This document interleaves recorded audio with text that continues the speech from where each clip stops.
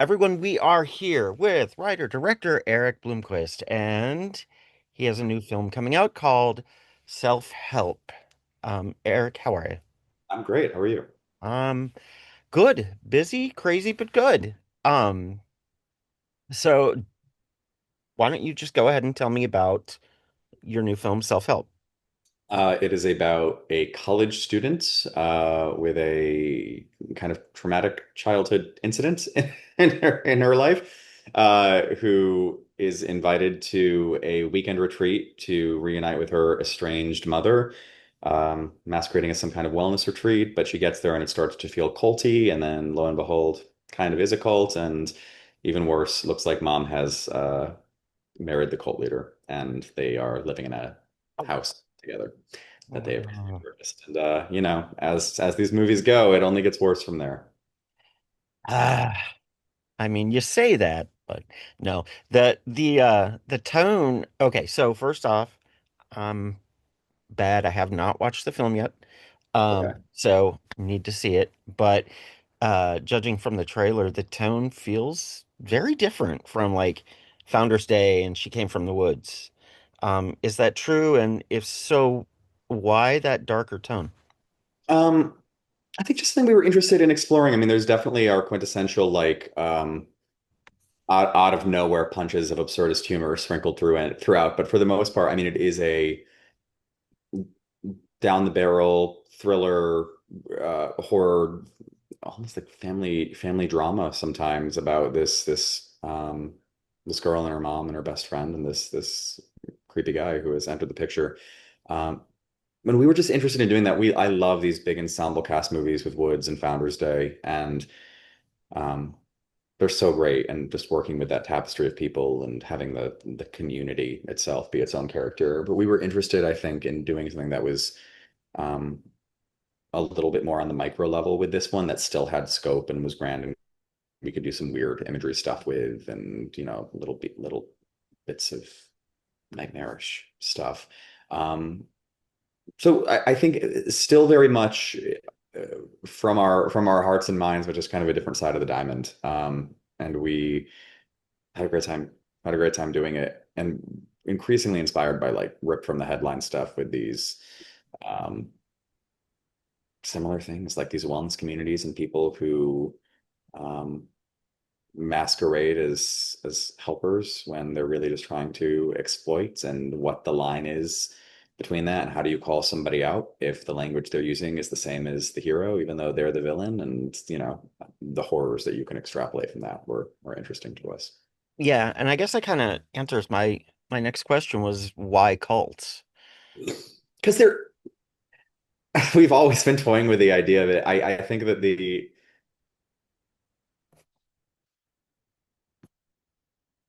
so in this movie, our spin is that this cult is not a cult. It is the anti-cult. They are for those who if you want to watch the trailer, guys, whoever's watching this, there's a no more cults chant, that they are shedding their mask. They are self-actualizing. There's a line in the movie where our cult leader explains to his soon-to-be stepdaughter, or step whatever, that this isn't a cult. Cults want people to stay. I want people to move on. He's looking to actualize them and then set them free on their way. So, But then in the trailer, he's like, "Oh, be born again," and I was like, yeah, well, exactly. These inherent contradictions, these inherent paradoxes, and that's uh, that kind of manipulation of language and the way people justify their actions and the holes that we dig, and that sunk cost fallacy of like, I'm already so invested, so there must be a reason, and I must, I have to continue to trust my "Yes, instinct. I'm already so deep, so it must mean that there's a good reason. And if I turn around now, then I have to uh, reckon with the fact that I've made all these mistakes, and I can't have made all these mistakes. So just that kind of psychology is really interesting to us. So you have this core group of four, but you get these glimpses of a few of the other people that are at the event the weekend too. right." I think for me the idea of cults is scary, but the realizing that you were in the wrong, the sunken loss, thing, it's just like to me that's the most frightening thing. Totally. And we try to hit that as much. Like there's this like hopefully there are moments over the course of the movie, and I know people have had this at fests and other things where like just that moment of reckoning, it just you see the bad taste it's leaving in the mouth. You see like when the nervous system kind of calms down and you realize like where you actually are and what has actually happened and the permanence of that. Right. It's icky and it's sad. It's just, I mean, I'm not laughing at it. It's just it's yeah, it's Yeah, tough, it's a but lot, it's not. but that's horror. So you and Carson write again. Mhm. And so with this project, how did things evolve with the way that you work and the message you're getting out this time? We had this idea, this core idea that the movie became, and then there were some interesting locations. We This is a rare one that we shot outside of Connecticut. We shot in West Virginia, and there were some key locations that we were interested in as we were forming the script.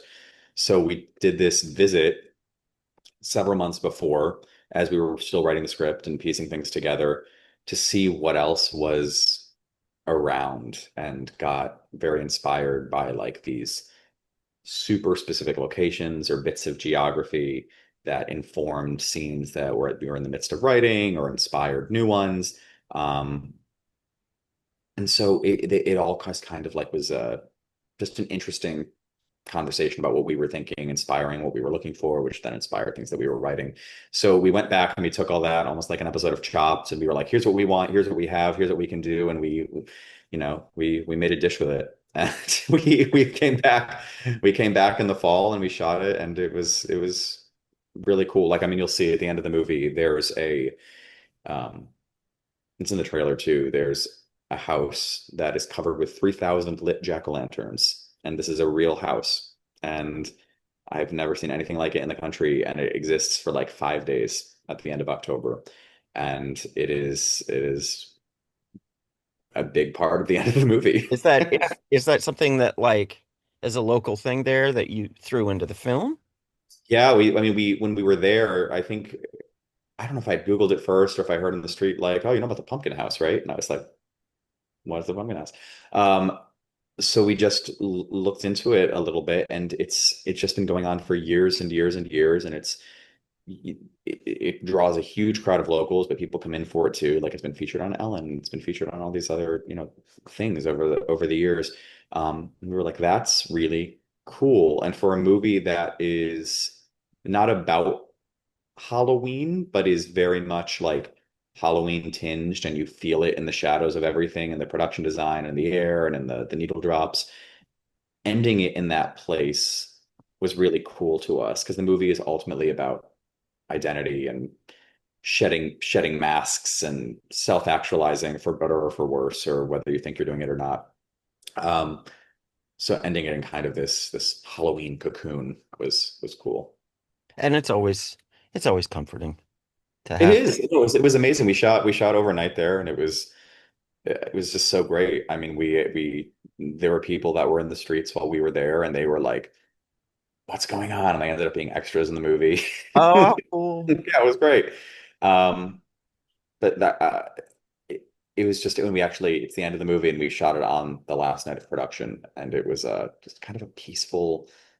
I'm sure a lot of your audience and you like there's a weird piece in this spooky Halloween pumpkin stuff. Oh, So, 100%.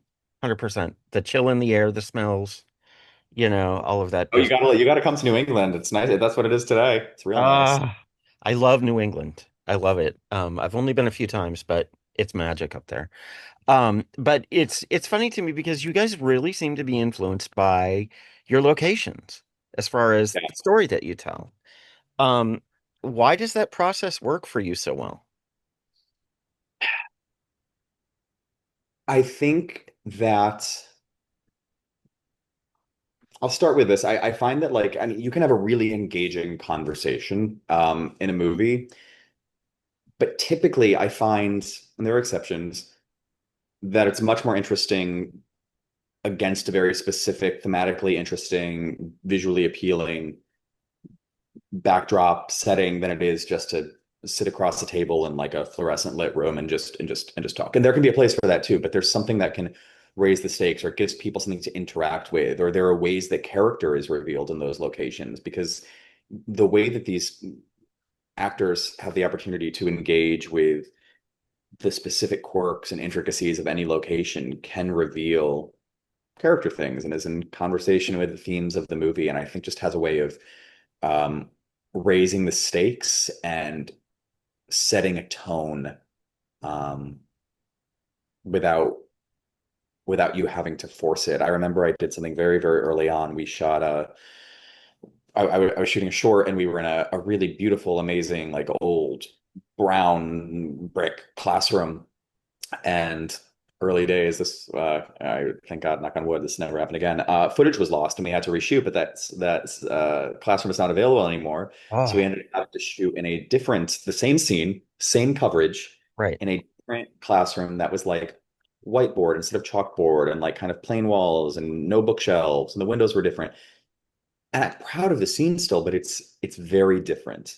And it's there's just the other one just conjured. Fortunately, there was another scene that we got to do in that room that we did not lose. But like it just conjures, evokes a feeling, and I feel puts you in a certain headspace so that you can engage with the scene and the dialogue in ways you might not be able to if it were in a different place. It's a long answer, but No, location. no, no, no, but that's fascinating because it's Thank you for something noticing that. Yeah. it's something that not a lot of viewers pick up on as far as the importance of location, production design, even how you shoot something. Unsung heroes. I mean, production design. I will say, like, if you sometimes people are like, oh, that didn't work for me, and I don't know why, or I didn't Right. really feel whatever. And you may not have the language or the ability to pinpoint exactly why, but I tell you, like, production design that is not drawing attention to itself, it just is, and it's immersive, and Exactly. costume design that feels truthful to the characters, and special effects that just kind of go. Of course, we love the big, bold period pieces, and that's great. But on a day to day, like I will tell you, if we didn't have the team that we have on these movies, they wouldn't feel as immersive as they do, I don't think, because there's something about that work that just makes it feel lived in and real. Yes. And with Inhabited and and without that, you just sense artifice. You sense like, oh, it's actors saying dialogue as opposed to it's people that are living in oh, this this in is this. a set, not a place. Oh, this is, Totally. and maybe we're being repetitive here, but like what was the tone, what was the tone or energy that this location lent to the film and how did it, tie into the story? I think that there's kind of an ironic beauty to the whole place. We have these kind of beautiful exteriors and sweeping vistas from this West Virginia fall, and it's held up against these moments of like neon nether space kind of places and laser tag mazes and in Halloween parties, and in old um, kids pizza parlor birthday arcades. And I think that that just kind of creates a weird like simultaneous harmony and dissonance at the same time, which Yeah. it just it contributes to this. You don't know how to feel. Like there's kind of peace and paranoia at the same time, and that's what we want. This and whist for um, what the central thing is this relationship, this mother-daughter relationship that just is failure to launch and has has the whole life. So there's I'll say the location also offers this moment of like time doesn't exist. For as quick as the movie moves and it only taking place over a couple of days, there are these moments where it's like time just ceases to exist and we just are here right now in this space. There is nothing else. So it kind of does all of those things. I love these locations. Hopefully you feel the same way. Watching. Yeah. So why this story of mother-daughter cult belonging? Why this story now? You hear a lot of stuff about parents who have to save their kids from a cult, and we thought it'd be interesting if a kid had to save her mom from a cult or attempt to. You know what? That's more common than you think. Telling you. Nowadays, So, uh, I suppose my last question is, and aside from this one, aside from self-help, what are some of your other favorite like cult themed films? I was really struck by The Invitation when we watched it. Oh my God, I love that one. That is such a pressure cooker.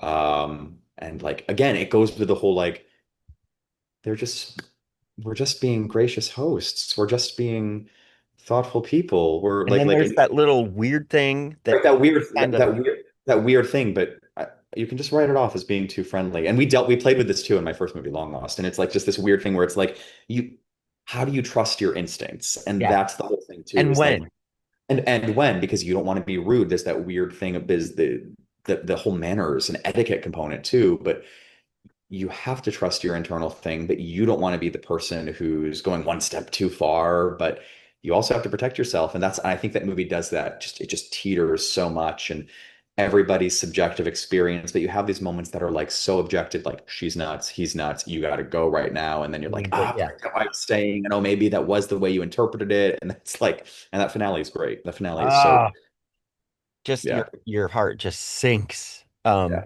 But also, speaking of that tension, this is not very culty, but Speak No Evil. You need to see yeah. that. The original if you haven't. Um, It's high on my list. I man, just can't seeing it, but I hopefully by the time this airs, I will. Well, it's a rough one. But the original, like I said, the original. So what's coming up next for you and Carson? oh, something. Oh, come on. Yes. We have. I hopefully Okay, don't something. jinx anything. Don't jinx anything. Hopefully, one or two things next year. That are particularly cool, and one of which is very much kind of like in some ways like the culmination of like everything we've like bits of everything we've ever done in one thing. So we're yeah. Ah, Yeah, I know. hopefully that'll make sense. No, no, it will. It will. I just want it to happen so we can. Oh, dude, me too. I mean, but we're deep in writing developments, and we're really excited about it. So yeah, Well, I mean, I don't. Do you say good luck to a writer, or do you say break a leg? Because I mean, I don't. I'll take it. Listen, I'll knock on some good wood. Some vibes and best wishes, and just keep writing. Because we just love your guys' stuff. thanks, There, man. I really, it's always so good. It's always so good. So everyone, please make sure to see Self-Help. It comes out on October 31st, right? you can see Back to the Future after, but see us first. Yeah. And I love Back to the Future. We have sneak previews, Mischief Night sneaks on October 30th. So if you're caught trick-or-treating on the 31st, you can see us on the 30th. That's right. First Also, November. you guys see the other films too. She Came from the Woods, Founders Day, so much fun. Like way too much fun. Uh, Actually, if you watch Founders Day, there's a fun little Easter egg at the end, which I won't spoil. Excellent. Excellent. Also, part two of Back to the Future is my favorite. So It's a good one. It's a good yeah, one. that one's the most unhinged. Okay. I have the box set somewhere around here. I'm moving, but Oh, yeah. nice. Nice. Well, congrats on this release. Tell Carson hey, and everyone, Self-Help, October 31st. Go see it. Thanks again, Eric. So